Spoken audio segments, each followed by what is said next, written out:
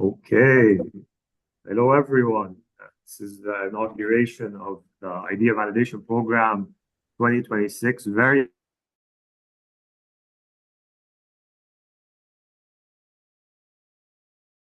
successful. We're sure you're going to gather a lot from the materials, and not only from the materials, from when if you do all the materials, I'll get into more details later.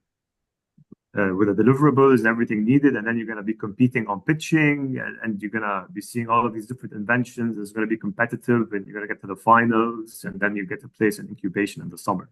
I'm Hani Haider, the program manager.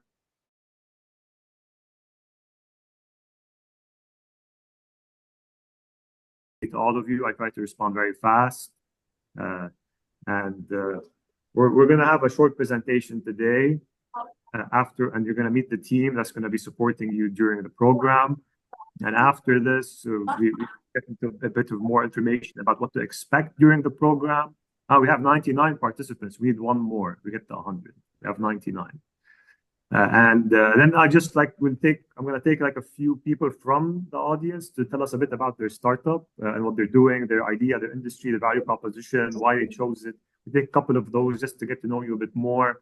And we end it with Q&A, where we're open to answer your questions. I hope I can answer everything. If not, I'm sure Jamal, Arthur, Rida, Mary, Maria, Nahla, Ali, Dr. Asfour, Maha could answer it. I didn't have the answer. No one has all the answers, but I think the best team would find somebody who has the answer.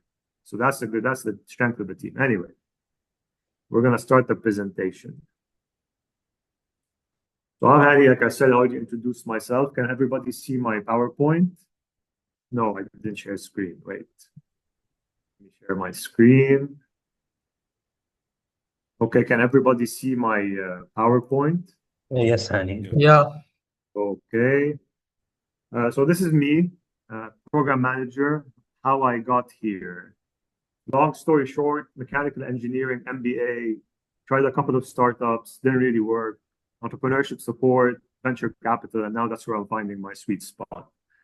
Every one of us on the team has a different story. I think that's what enriches the team. And this will be the team that will be behind your support. We're going to be hearing from some of them today.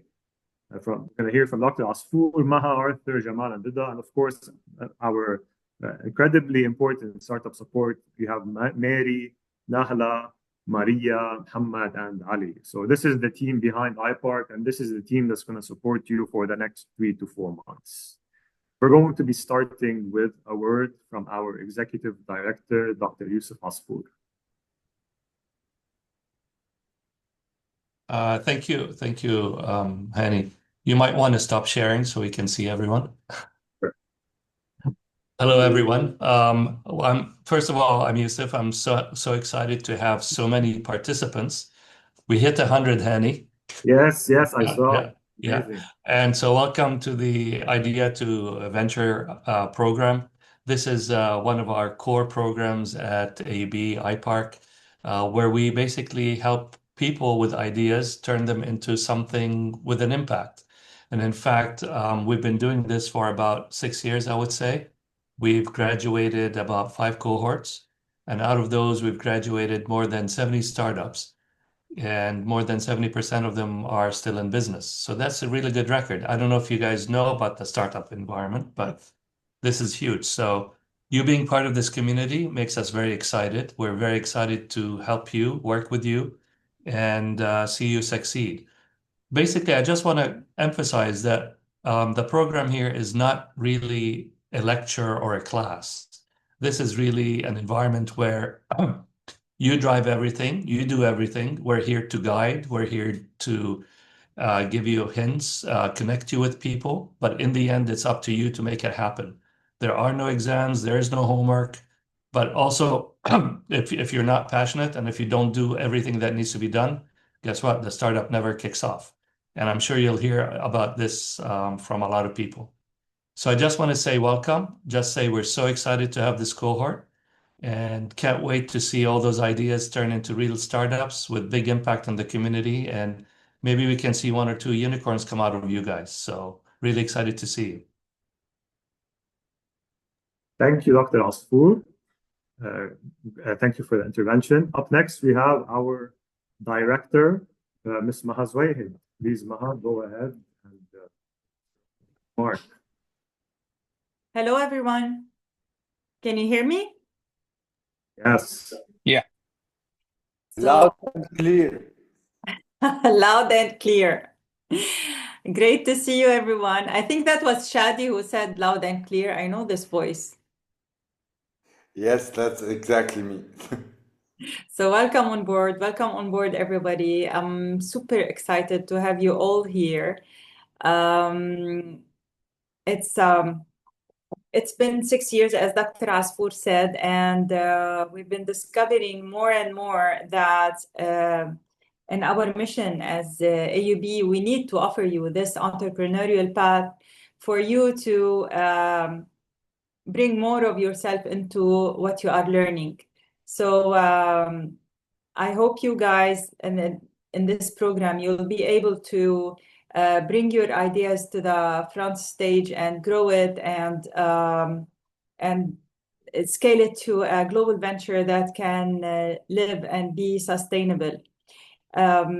It's always a win-win situation, especially in the idea validation program. So the best case scenario is that you continue with your startup and you form your team and you grow and you move from one stage to another. And the worst case scenario is you come out with from the program with better business acumen, better understanding how to contribute to the growth of a business, and how to be in the shoes of a CEO. So welcome again on board. I hope we will be able to provide you with the tools you need, and I hope you enjoy it, and you guys get to meet each other and get to meet our network and make the best out of it. Thank you.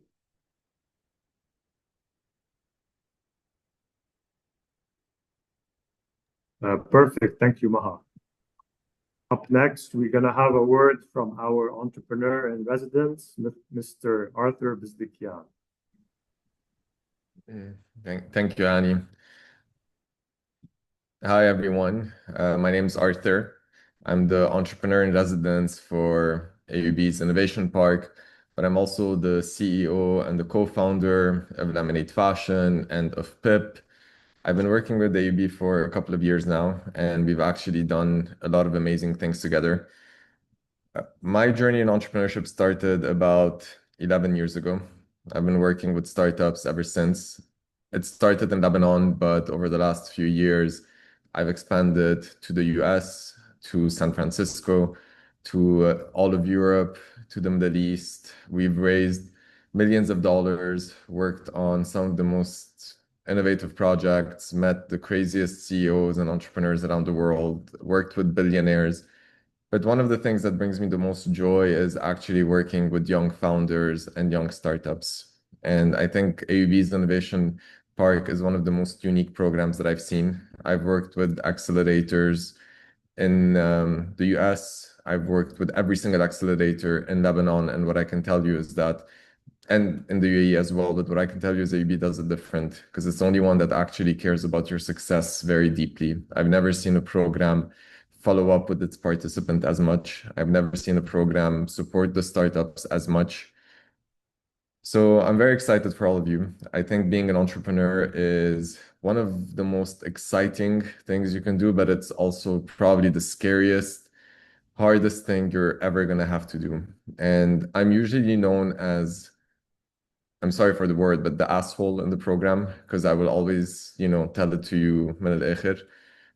We don't sugarcoat things at iPark because at the end of the day, if we do that, then you're not going to succeed, right? Our job is to tell you how it is so that you know the reality of things. And the reality of it, and usually they hate it when I say this, it's everything you've gone through so far has not set you up for entrepreneurship. Because when we're in school and when we're in university, for us to pass, we usually have to get 7 out of 10, right? So 70 out of 100 is usually a passing grade in university. That's what we're used to. And in university, if you study 2 days before the exam, you might succeed, right? And then you're potentially going to forget everything. There are ways around it. Unfortunately, that doesn't work in entrepreneurship. It's the complete opposite. Because if you get 70 out of 100, you're not a trillionaire. You're a quadrillion, trillion, gillionaire that doesn't even exist as a number. So if we get 1 out of 10 right in entrepreneurship, you're more than a unicorn. Which means that our industry is based on us making mistakes, and that is very uncomfortable because we always have to make mistakes to be able to grow. The moment you stop making mistakes, you're no longer innovating. And that's going to take you some time to understand because you're going to want to play it safe. You're going to want to play it, in your comfort zone. But that doesn't work. We've seen it time and time again. If you want to build a venture, dream. Dream and give it every single thing that you got so that in the future, when you look back, you don't regret not giving it your best and not trying. We're not going to hold your hand in this program. Okay, we're not going to force you to do anything. It's your job. And I think Dr. Asfur said it well in the beginning. So the more you put into it, the more you're going to get. But what I can promise you is if you commit properly and you learn and you network and you give everything that you have, you will be able to build something far greater than what you imagined. And that's our job. Our job is to push you to your limits.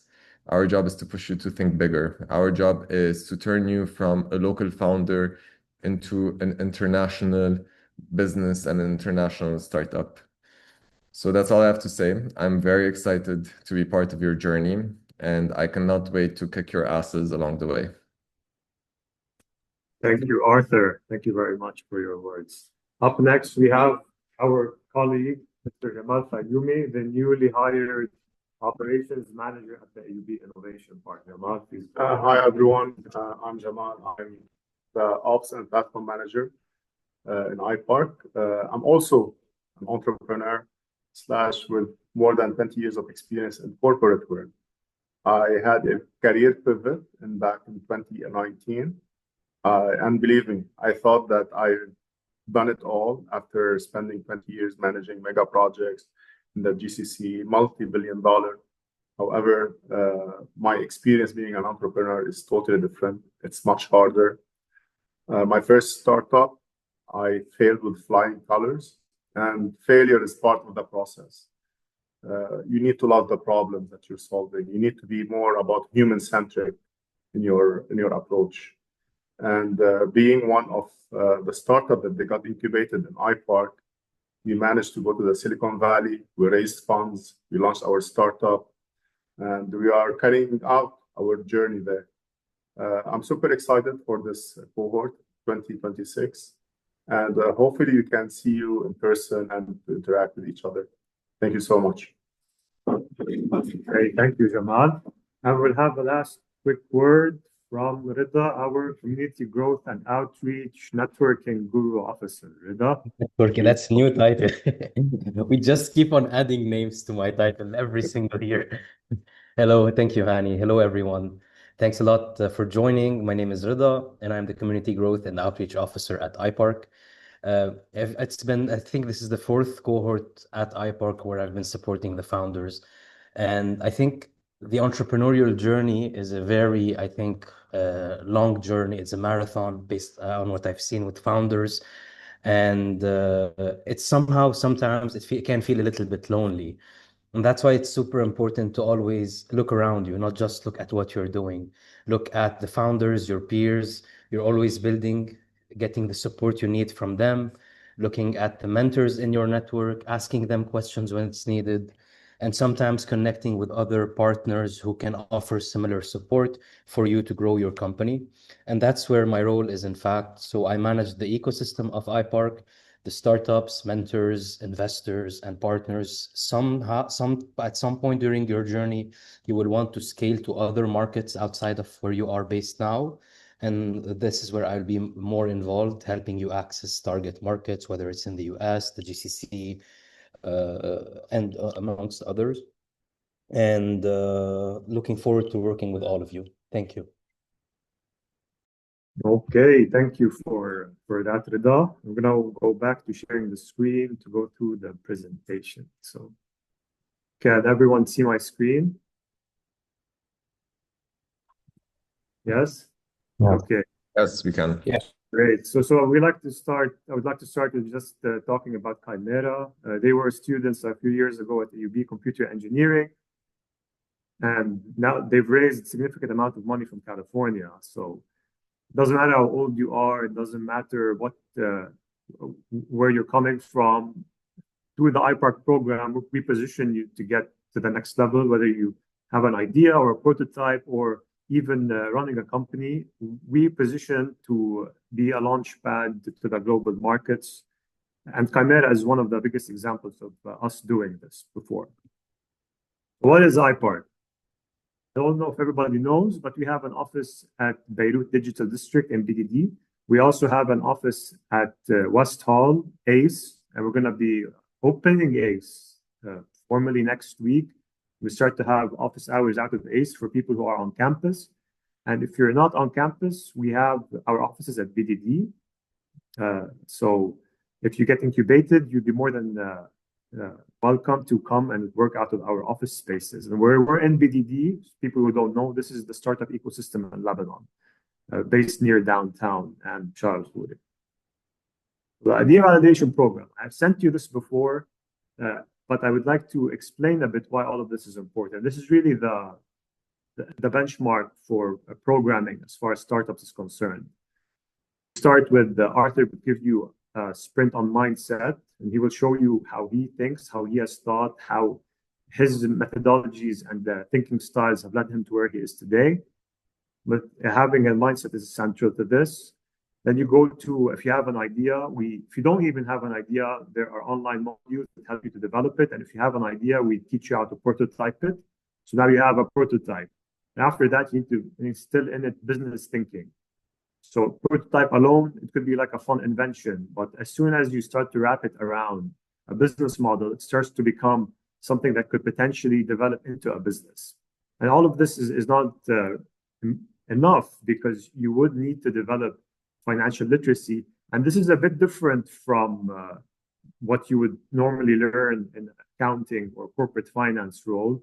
Financial literacy for startups is a bit more specific than that. Specifically for startups, we have online modules for this. I'll be giving the webinar on financial literacy. I've had lots of training in venture capital. I've been a venture capital fellow after hours for a year. I also went to a venture capital conference in Riyadh with 500 Global.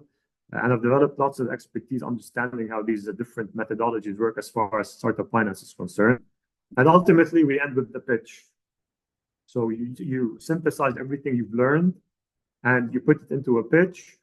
And then Arthur will destroy your pitch multiple times until it becomes perfect, until you can pitch it perfectly and the content in it is perfect. So this is the program that you will be provided with. And you should also know there will be webinars like this, but there will also be an online learning module on AUBX. We will be sharing with you the AUBX modules for you to sign up. You can create an account on AUBX, after which you start to be able to watch our materials online and the deliverables. So this is how we screen for pitching. It's flexible. I mean, you can do it at your own time. The deadlines are all on AUBX. When you get on board, you can see them. So as long as you finish every deliverable before the deadline, we will invite you to come pitch to us for a chance in summer incubation. Now, in parallel to entrepreneurship foundations, which is what we saw in the earlier slide, we also believe it's very important for startup founders to develop themselves. So there's an entirely different module also on AUBX, which is personal development for entrepreneurs. We don't necessarily track deliverables as diligently there, but we feel it's extremely important for you to go through the module, because you will need to learn a bit more about yourself, about EQ, about setting targets, about managing yourself, about managing people. And all of this is covered in personal development for entrepreneurs. So these two, and for more than this, what do you get out of being in the iPark ecosystem? Well, you get a workspace. You get EIR advisory from Arthur. You get capacity building from mentors. You get a skills match hub where if you're looking to hire people, you can post the job on our board and get job offers for that. You get access to funding. we do make an investment in the summer program. You get access to global accelerators. So if you make it to the summer program, we've sent people to Toronto, we're sending people to New York, we've sent people to Silicon Valley, Qatar, Paris, UAE, KSA. We have lots of different connections. And moving forward, we might focus more on the United States and North America, but for now, we are also looking at GCC and Europe for now. So we also have R&D facilities. Today, I was speaking by email to one of the startups, and she said, it seems like we're focused more on software solutions, which is not the case. If you have a hardware startup, that's also completely viable. And we have R&D facilities at AUB on campus for different types of applications that you can use in order to develop prototypes, to stress test your product, to see different types of designs, different types of materials that would work. Also, we have a long list of business services that we can provide you with. Now, note, for program offerings, some of them are that we're going to be provided now, but my main point for everything you're reading now, this is going to be part of the guaranteed package that you would get if you get into the summer incubation program. So this is more or less what you get out of program value. We feel it's extremely important to be able to be supported in all of these different things. And if you show us your diligence and your seriousness and you develop good pitches and you're able to pitch to us successfully, all of this will be at your feet. So we recommend to completely be fully immersed in the startup world. And there's no better place for doing this in Lebanon than the Innovation Park at AUB. So the funnel, we spoke a bit about this. We already did the call for applications. And right now we're in stage 1, idea validation. So like I said, you will be onboarded onto AUBX, and from AUBX, you will do deliverables. When you do the deliverables, we provide you with the opportunity to pitch to us. And the ones who pitch, let's say we have 50 startups who are doing deliverables, they pitch to us. We invite them for a virtual pitch. Then we decide after the virtual pitch who would come to pitch to our jury of, usually we have jury of investors. So the investors, then we consult with them and they make a recommendation about who to move on to the Build and Accelerate stage 2, which starts in the summer. And that's really the program. So the idea validation program is a stepping stone from education to founder building, to prototyping and business modeling and pitching. And all of this, if you do really well at it, you will get a chance to be in the Build and Accelerate, where you get a tailored investment above other things like we mentioned in the perks before. And ultimately, after the Build and Accelerate finishes, we go into the go-to-market program, whereby we continue to support you in your endeavors. And ultimately, after you finish the go-to-market, we have a growth program, which includes a support program and includes further support throughout your entrepreneurial journey. And our support never ends. Once you're incubated, you're with us for life. Just a couple of success stories. We've had last year, 3 of our founders get into Forbes 30 under 30. And we expect that this cohort will also have people who can get to that target. We have Sarah from Duda and Yasmin from Donalab and Dr. Idbu from IGT. They're all doing very well. And Dr. Idbu, for instance, has expanded into the Cyprus market. It's another one of the markets that we send startups to. He's doing very well there. Now he's going to get into another program. So iPark is a very, very impactful, successful launch into other markets. We prepare you, we stress test you, we push you, we encourage you, we inspire you to get to the next level. And nobody in the country is doing it like us. Also, we have the Silicon Valley experience. You can see Jamal there in one of the in the middle holding the Saudi flag for some reason. Jamal, in fact, we sent him to Silicon Valley to Draper University's acceleration program. What that is, it's a 4 to 5 week program, very intensive.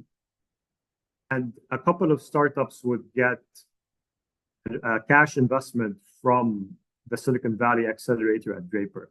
2 of them would get it.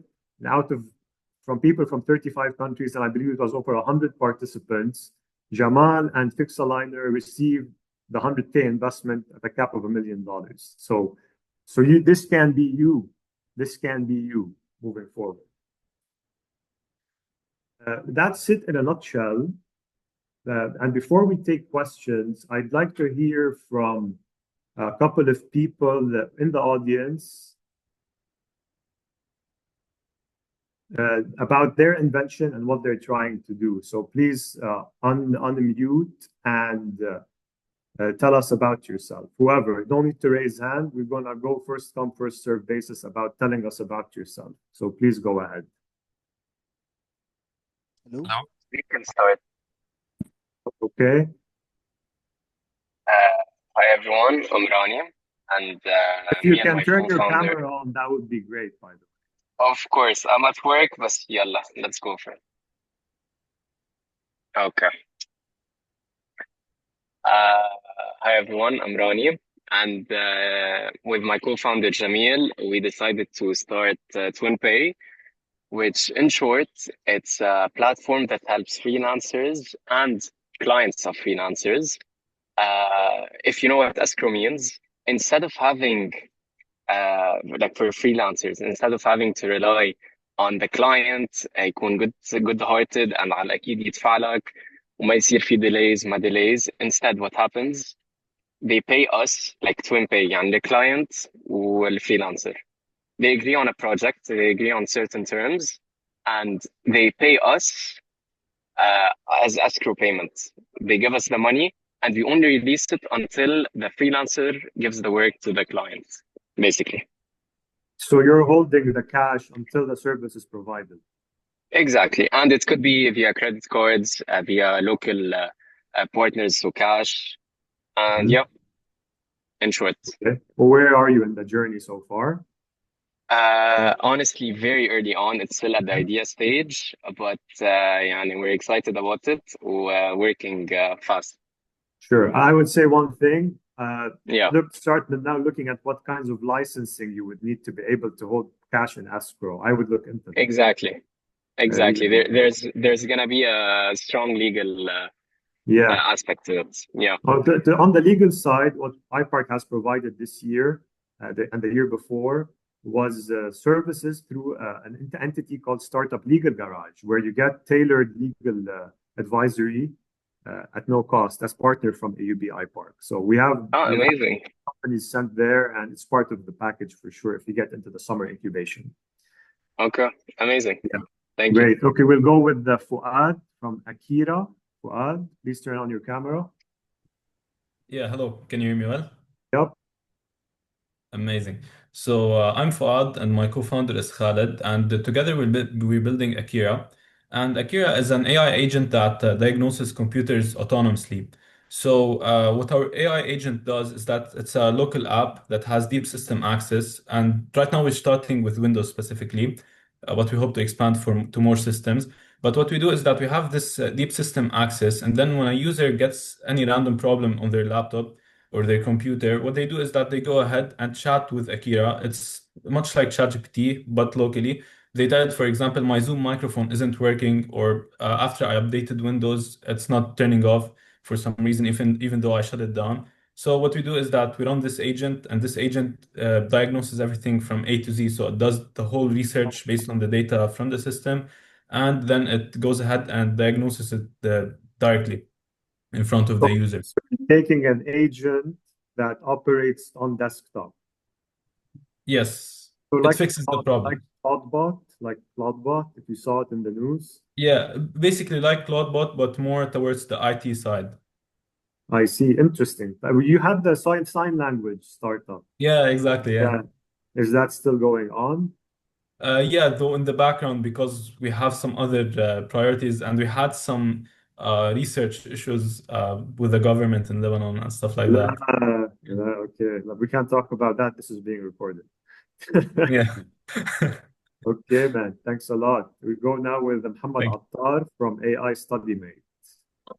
Hello, everyone. My name is Muhammad, and I am the founder of StudyMate. So basically, StudyMate, it is your own personalized AI strictly for academic use. My AI, the idea is that it reacts differently to the person's age and major, meaning it would react differently if you were 19 years old studying computer science, or if you're 24 years old studying mechanical engineer. It changes the entire behavior and the entire thinking and the analysis of the AI according to your own personal needs. And in the AI system, where you can also tell it or choose the option to for how much explanation you wanted, whether it's minimal or detailed explained, or you can choose, or you can set the number of examples. So my idea in a nutshell is that I want an AI that's truly personalized, to have no two study mates that are the same. So I want every single student to have their own personal study mate, and this study mate understands the person's needs and major and age, so they can answer it perfectly. Wow. Well, what's your background? I am a computer science student at AUB. Love the AI, man. The students are getting extremely impressive. But yeah, year on year. Great. Good to hear from you, Muhammad. And now we have Shadi Abi Fadil. Hi again. Let me lower my hand. So first, before telling you about my idea, I hate ideas not being implemented. So since day one I started, I went ahead and created the whole organization, a website, and everything for PeakLight AI. PeakLight AI is an AI powerhouse, and the vision for the next 5 years is to start with services and to end with products. So when you start by services, you will stop needing investors, because there are already investors and they don't tell us about them. Sequoia and all of those, Y Combinator and everyone is subsidizing the price of AI, and this is why you will have so many AI things. So already we are 45% profitable, which is good. And when I say we, I mean me and my AI agents. And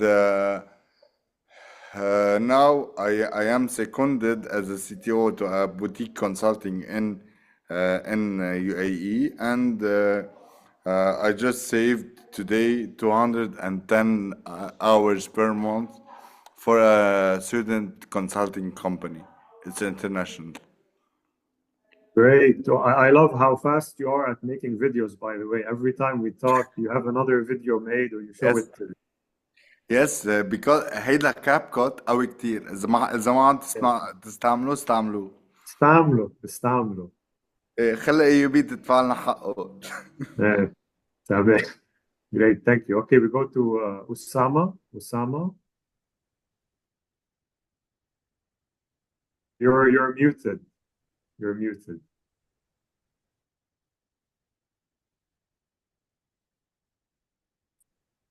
Yeah, do you hear me now? No. Yes. Okay, I'm Osama Demasi, a dairy processing consultant actually.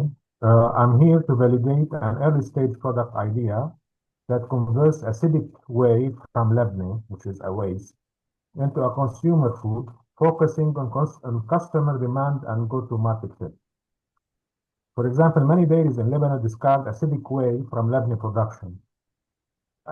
It is just that this fermented food, which is mainly kishik-like product, can turn a byproduct into something consumer actually want to buy. So I'm actually at this stage, at the marketing stage. So this is the whole idea, because in Lebanon we produce around 160,000 tons of acidic whey, and we discard into the sewage system, which is environmentally very not healthy. Okay. Thank you, Usama. Thank you. We go to Michelle from SnapFit. Hi everyone. So my name is Michel Khouri. Me and my friend Rayan, we co-founded SnapFit. SnapFit is an easy to integrate online fitting solution. It allows e-commerces to find their perfect size and fit by analyzing their body through uploading or taking a picture. It gives instant measurement, and it provides instant visual feedback through a dynamic frame. Okay, and how did you come up with this idea? So it started as a virtual mall, and it was accepted with an incubator in France. And we did a lot so we did the idea, and then we had a mentor who said that we need to start a little by little, and now we are with the online fitting room. Are you generating revenue? No, not yet. Or you're prototyping? Yes, we are doing now the website. Okay, so this is the perfect time for you. This is IVP. Yes. Great. Thank you, man. Thank you. Aisha from Tawasul is up next. Yes, hi everyone. Can you hear me? Yep. So it's Aisha. I work as a technical business analyst and I'm the founder of Tawasul. We are still in the early stage, and the problem that we are solving is that most of the universities focus actually entirely on the technical and hard skills, and they put little emphasis on skills that are vital and that are very important and has outcome on our professional life, like soft and interpersonal skills. So we are designing a safe platform, scenario-based, that you can simulate different professional scenarios with AI coach and receive feedback paired with training materials to support especially the young professionals and their learning journey. So we are building now our MVP, and we are planning to launch in 2 months. What are you using to build your MVP? We are using some no AI tools, just, like, because it really demands high compute power from building the avatars and making the experience more interactive. So we are building like some, basic things. And once, inshallah, we get our fund, we will definitely take it to the next level. Okay, sounds good. Very interesting. Thank you for that, Aisha. Thank you. Go to Hussein Al-Ghoul. Hi, so my name is Hassan. I'm a data engineer, and I'm still in the idea phase of building a data analytics body for all restaurants, small and medium-sized restaurants. So I have a small prototype, and I'm still in the idea phase. Why restaurants? Because almost all restaurants in Lebanon use the same system that is very easy to scrape. So once you scrape the data from their systems, you put it in your database, and then you can train a model on it so that it gives you insights on your inventory, sales, and everything else. So on a click of a button, you'll be able to know what to buy tomorrow, how much did you make today in revenue and profit, for example. Great. What's your background? I'm a data engineering consultant with Artifact. Studied computer science at the AUB and had my MBA there as well. Okay, great. أنا كمان AUB MBA ومها AUB MBA وجمال AUB EMBA ورضا AUB MBA. So we're family in that sense. كمان. I love lots of people want to talk about their startup. This is great. Usually people are shy. So yalla, this is amazing. Ziad Daher is up next. Hello, how are you? Great, how are you? Good. My name is Ziad Daher. So I have an idea. It's still in the beginning phase, still an idea. It's small drones for retail companies, supermarkets, or luxury. What they do is they fly at night during closing hours. They scan the store. They check if level hygiene, cleanliness, out of stock items. With the power of AI, they can generate planograms and task lists for the store during opening hours. So بس يفتح store manager the store, they have a full task list, what to do, what to replenish, what to clean. وكان فيها IoT vibes, I'm assuming. Yes. Okay. وما بعرف if I'm allowed to have another idea. Is it possible?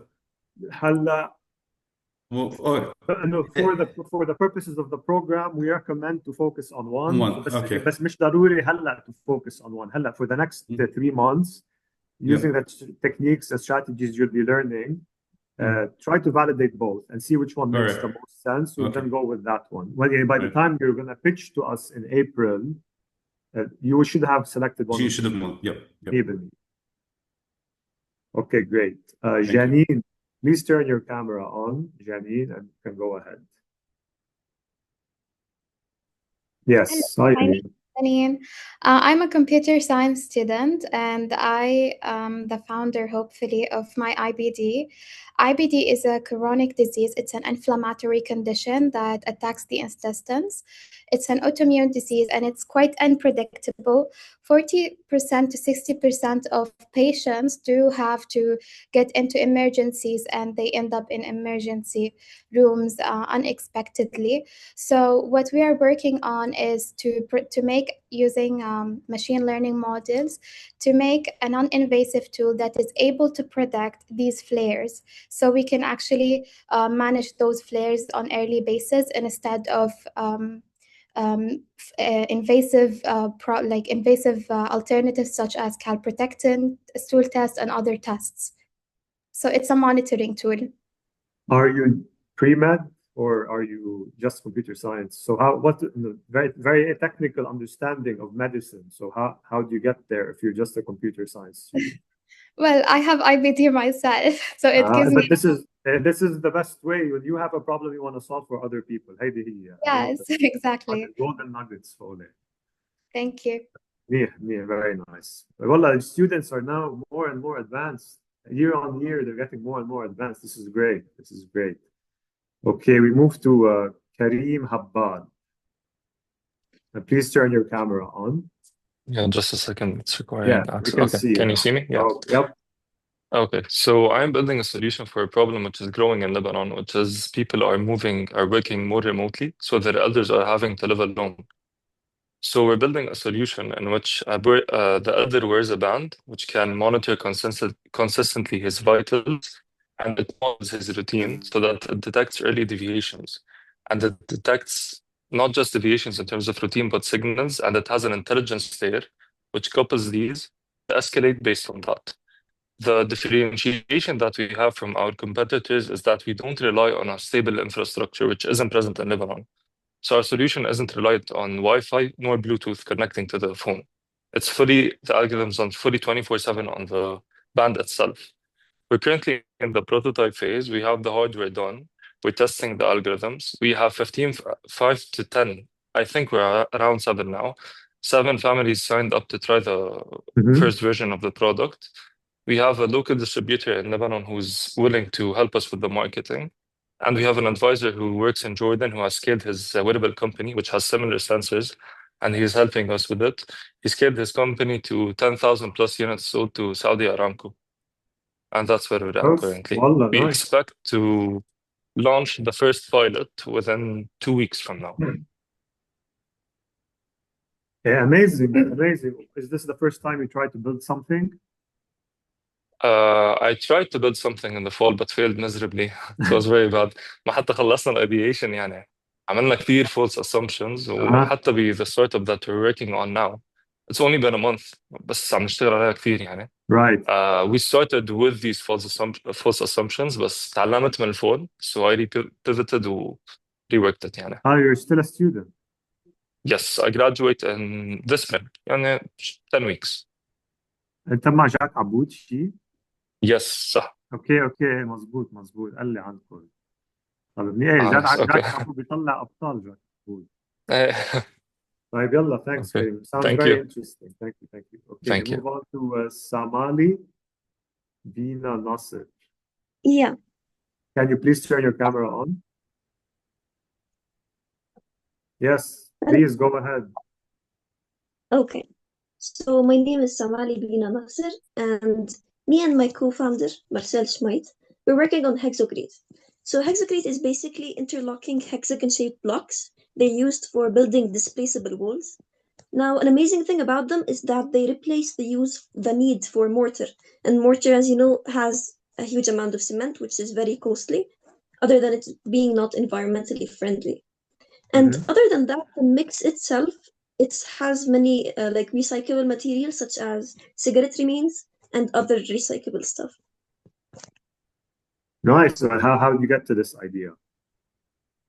So basically, we were doing a project at university, and we got inspired by the topic, and we decided to pursue it further. Okay, great. Thank you for that. Thank you, Samar. Yeah. Move on Thank you. to Eli Jal. Yes. Hello, can you hear me properly? Yeah. Okay, perfect. So hello, my name is Eli Jalaf, and I'm the co-founder, along with my other co-founder, Jad, of the product called Sayerna. So Sayerna is an AI-powered mentorship that removes the bottleneck, AI-powered mentorship that removes the bottleneck of manually entering the data for mentors and having the mentor to respond to every message or the redundant data that is, or redundant messages that he receives. So what we do is that we scrape the data that is found online, either through YouTube, LinkedIn, Instagram, Facebook, a personal blog website, and we create his own digital mind. That way, we would remove the bottleneck of answering the day-to-day answers, and the mentor will always stay in the loop, getting insights on what is being asked and what are the most asked topics. That way, he would be able to answer through a post or a reel or anything that is on social media, and it would give accessibility and affordability for all mentees. So mentoring, but what in particular, what kind of mentoring are you talking about? Right now, we have lots of mentors across different industries. So in tech, we have most of the tech giants in Lebanon. We have business consultants across KSA and UAE. We have life coaches. So we're testing just to see what works like.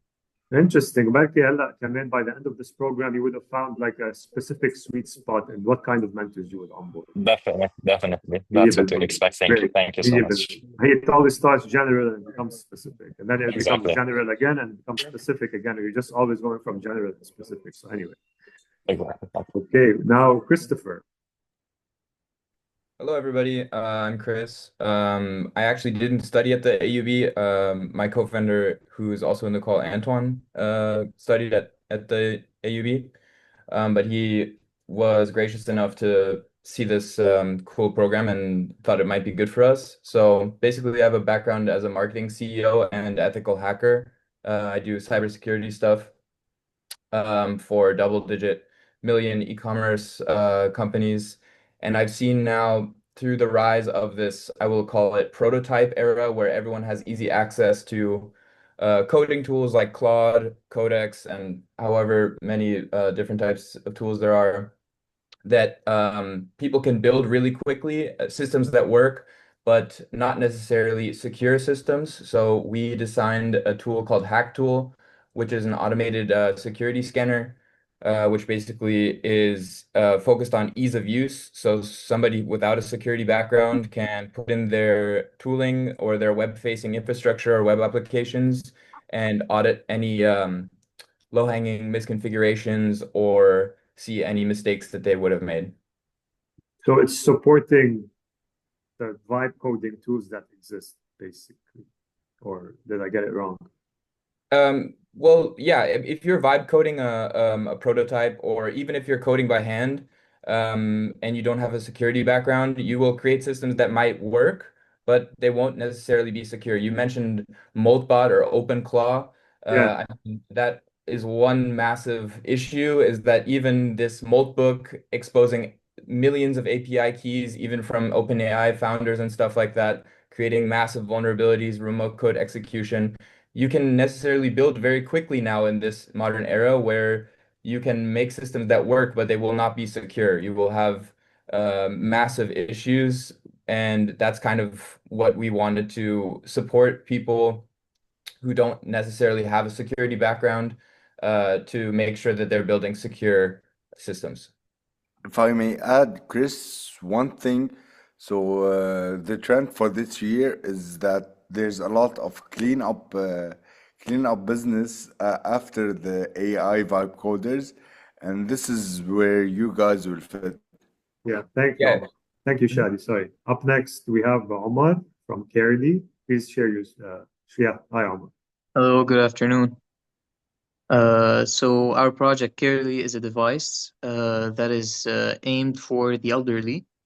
our goal is to fill in the gap for the elderly in the proactive home caretaking approach. So we noticed that there is a pattern for the nurses and the caretakers that are either at home or in hospitals and nursing homes, in which they either miss medication, either they don't have enough time to spend with the elderly, and that pattern also can be seen with the family members of the elderly. So the problem is that these people, which are getting older, are having cognitive decline in their health. So they're going to start forgetting, they're going to have shorter attention spans. We're not going to be able to cope with that as autonomously as you think. So that's going to bother us and it's going to bother them. So we won't be able to communicate properly. So what we're doing is a device that sits next to the elderly, either at home or at the nursing home or at the hospital. So it's a very dynamic device. And it has a screen. And on that screen, there's an avatar or a character that comes up on that screen. Its goal is to communicate and chat with the elderly. At the same time, there's an emailing system that connects the family members and the medical team and the caretakers of the elderly all at the same time. So you can chat with the AI, get reports. The nurses get reminders for the medication. And the AI can take notes of what to personalize in the chat with the elderly. So what's his preference, what topics are triggers to him. And the parents and relatives of the elderly can send in notes, for example, remember to tell him to go for a walk, for example, and also can customize the chat also to their liking. So let's say we start to use the device, but we need to let the AI know that this elderly person does not like to talk about a specific topic before it starts. So it doesn't trigger him from the start. Okay. Great. So Okay. this is, in short, the device. We also aim to solve multiple issues like the text-to-speech and speech-to-text issue that is in different dialects in the Arabic language, which is a very big milestone for our project. I'll tell you in short where we're at right now. First, we went through the idea phase. We went to Dar al Ajaza and some hospitals, and we discussed the issues with some nurses and psychologists and also doctors. And we took that feedback and we worked it back with the technology. So we went back and saw what we could use to implement this project. We did a proof of concept and we tested it just to see if all the elements could fit together in a dynamic way. Now, the device turned out to be kind of looking like a CRT TV. It was very bulky. So, of course, we couldn't test it on an elderly. Now we're in the phase of developing the MVP. That's where we're at right now. Okay, great. Thank you, Omar. So mindful of the time, so we can leave room for questions. For the next 4, please give us your value proposition with a bit of a description, and then we can go to Q&A. So we have 4 more startups to hear from you, and then we can go to Q&A. So we can start with Yasser. Thank you. Hello, everyone. My name is Yasser. My co-founder is Hussam, but Hussam today has his first anniversary, so he couldn't join. I'm the founder of Bucket API. Bucket API is basically a smart traffic controller and a middleman for your apps and servers to make them faster, safer, and cheaper to run. How do we do that? The problem I face at my company is the usage of many third-party APIs, and to group all the API keys, to group all the servers, to cache them, to stop calling them necessarily or unnecessarily, I created Bucket API. I'm currently using the Bucket API at my own company. It's a company in Thailand. We use the software to save costs. We've been saving hundreds of dollars every month just by routing all our third-party services into the middleman, which is Bucket API, and receiving those responses and data from Bucket API itself. We're also in talks with multiple companies at BDD, where I'm sitting right now, to implement Bucket API into their services. One of them is projected to save up to $22,000 yearly on their third-party API services. Okay, thank you, Yasser. Second time with iPark, right? With Mawater. Yes. Yeah. Great. Good to hear. Okay, Carol Eid, please open your camera and let us know what you're building. Hello, can you hear me well? Yes.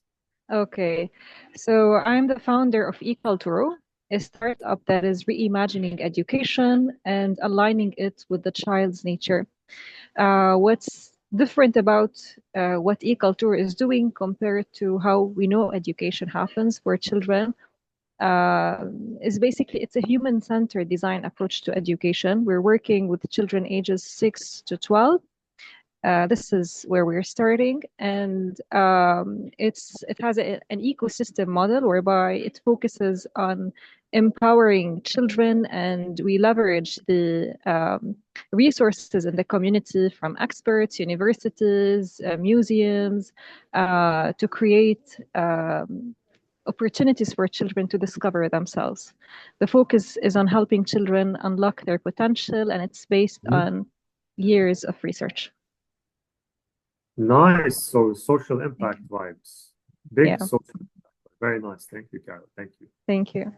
Farid Shber. Please turn your camera on. Hello, sorry, I don't have a functioning camera right now. Okay, no problem, man. Go ahead.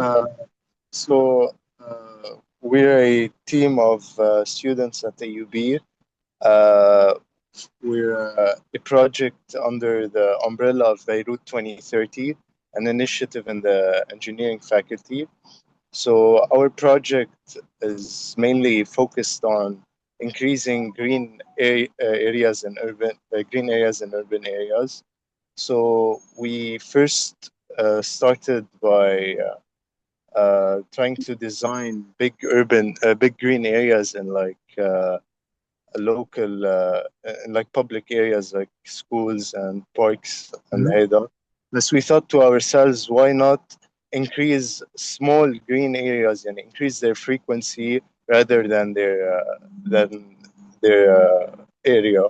So we created a modular planter. It's a hexagonal planter, basically Po Zafi. But the thing about it, it's totally customizable. So you can attach 2, 3 together to make it bigger.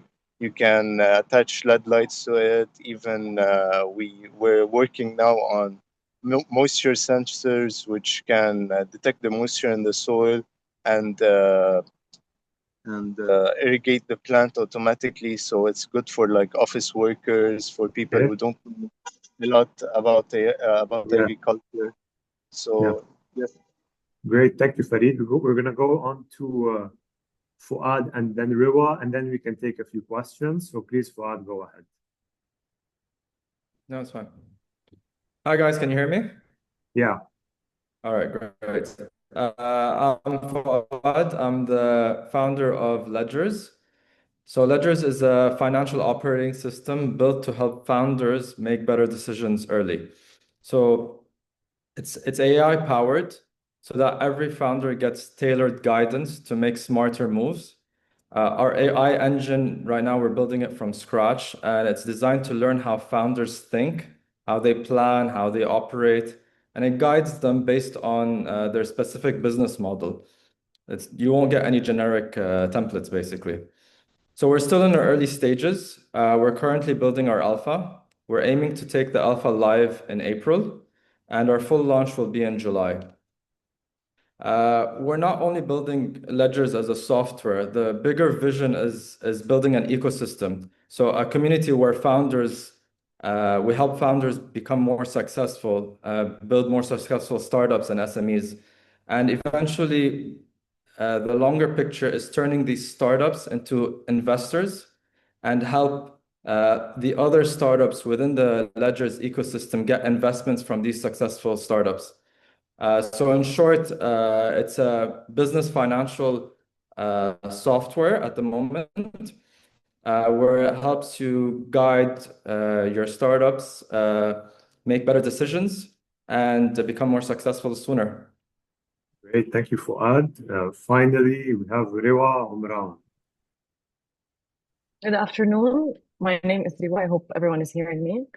So Yes. I'm an optometrist. I come from a medical background, but my idea is tech-based. It's a web app, and it's like Janine's problem. I suffer from this problem as a business owner with clients, so I'm trying to solve this pain point as a business owner in the optical shop, where people find buying glasses overwhelming, time-consuming, and there are no price transparency. This is one of the pain points people always complain about.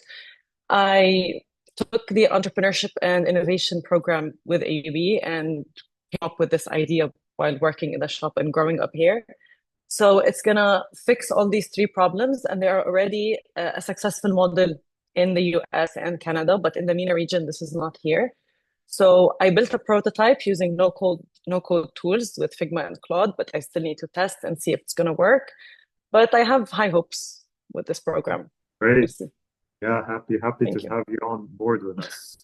Thank you very much. Thank you. Okay, so we are at the end. In fact, we're 3 minutes over.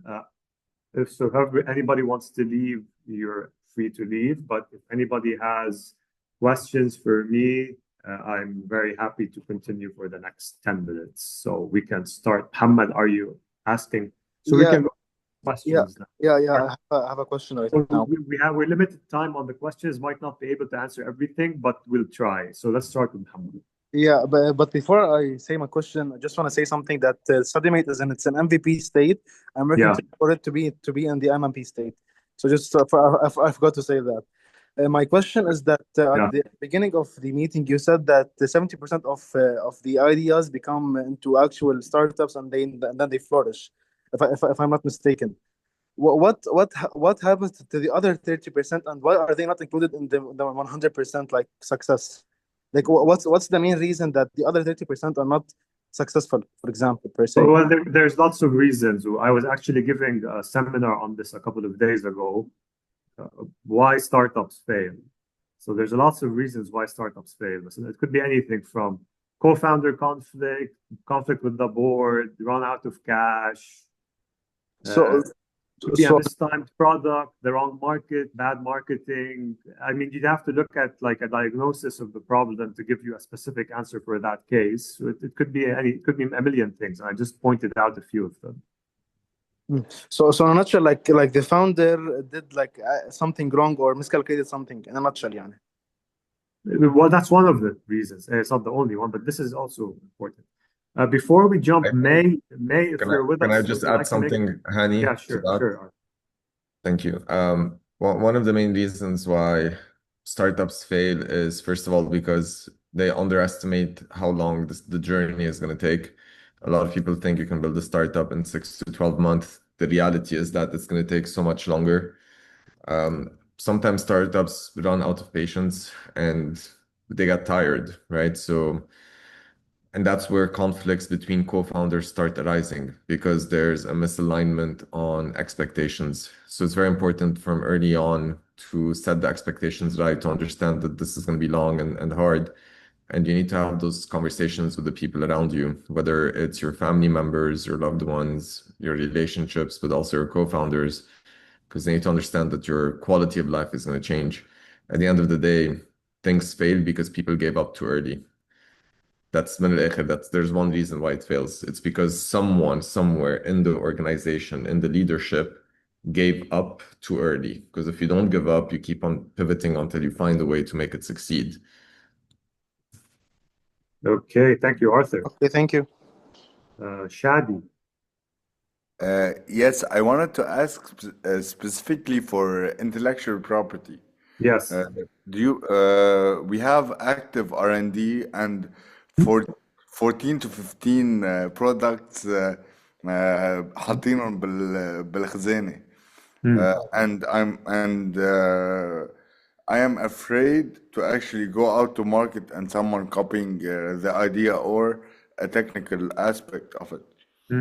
I already have a team of 6 human beings for now. We hold one meeting every Friday, and we are developing R&D as we go. Is there a way does AUB provide methods to assign those R&D, to register them, to have them for us? If AUB, but the thing is, if AUB is gonna help you get a patent for whatever you're trying to do, AUB will probably claim the IP. Yes, we don't want that. It's Yeah, all free. and we can give you advisory on. Kevin Arthur would have a lot to say about this topic. If you're afraid someone's going to copy you, like that's not really a good mindset. Anyway, yeah, what you're doing shouldn't. It's all about IP, because property, because competitors, copycats will pop up. Sure, I mean, but this happens all the time. مثلا, Kareem copied Uber, then sold it for $1 billion. I mean, Exactly. there's no way you can like prevent people copying. But we are getting away from the question. The question is there, do you give us advisory on assigning the IP? Sure. أكيد فينا. Thank بس you. AUB Perfect. would pay for it, لأنه then AUB would have the IP. أكيد. Sure. Thank you. Sure. أكيد في عنا advisory. بدنا نحكي أنا وياك we can connect you to the tech transfer unit اللي بيشتغلوا بالاي بي على أكيد. ماشي كتير. Great. عمر السيد. Oh, yes. I just had 2 quick questions. First of all, Can you turn your camera on, please? yes, sure. First of all, the meetings are all online, right? Or will they be like, do we need to No, go down to AUB? there will be the business model sprint. It's going to be in person, but the rest of them are going to be In online. AUB or Beirut Digital But we're still District? thinking it's probably going to be in BDD, probably. Because here's the problem. Sure. My team member, Yeah. who's Danny Salah, he graduated from AUB. I'm not an alumni from AUB. I'm a Okay. mechatronics engineer that graduated from RHU. Okay. So I don't have access to come inside the No, AUB no, if that's no. the case. Your co-founder is AUB. You're eligible for the program. It's in Yeah. AUB. We put your name on the gate for that day. Yeah. And if you could just add my email, because I can't receive emails from you. So he's sending me all the emails Yeah. each time, you know. Can you please tell him to email me about this? Yeah, okay, sure. No problem. Okay. Thank Great. ماشي. Jamil, last question. Yep. So my question is, what criteria do you think are important in considering whether or not an idea is validated? So what I mean by this is many users, they Yeah. could say they like the idea, they would use it, but how do you make sure they're true to their word and not just sugarcoating because you're a friend, Yeah, you're a colleague, or whatever? Yeah, you need to become an expert at getting realistic and correct and proper feedback. I mean, I can talk about this for a very long time. Yani. You need to really cut the BS. You need to sense, okay, this person is not being real with me. What am I supposed to do to get the truth out? So that's idea validation, customer validation 101. And it's not easy to always do, but you need to figure out how to get the truth out. And what's very useful, I found, for instance, let's say you have a friend who's very advanced, and you show them what you're doing. صراحة, a good friend is going to tell you the truth. It's going to be like it's a piece of you know what. And then you reiterate, you do version 2, you show it to the same friend. Okay, I see it's better here and there, but there's all these problems now, because sometimes when you solve a problem, another problem sprouts out. So at some point, it might get to the point where that same friend is like, oh, I'm really impressed. I did not expect this from you. I mean, such an improvement from day one. And I call this the prototype tribe. I shared with you my inverted triangle. Start with a lo-fi prototype with your closest people, but people who you respect their opinion on whatever you're trying to build, not just like random people. We can have a whole webinar on how to get the truth out. So let me give the webinar on that. Actually, that would be Okay. Awesome. Yeah. Gotta take a note of that actually. Webinar on how to get the truth out. So thank you for that, Jamil. Now we have a new webinar in the pipeline. Very much like a startup should be, right? You need to like get a new idea, figure out how to build it, how to put it into the market, experiment with it, test it, then next time it'll be better. That's the whole process, basically. Okay, so I think we're at the end of the session. We broke the internet, we reached our 100 target. So we're gonna have the recording. So if any of the co-founders couldn't join today, we would be sharing the recording. You'll be hearing from me either today or tomorrow. We're gonna be starting with the webinars next week. Tuesday, we have session on Tuesday given by Arthur on the journey and the mindset. And we have a session on Thursday about the AI tools and the architectural stuff that you can think about these days for rapid prototyping.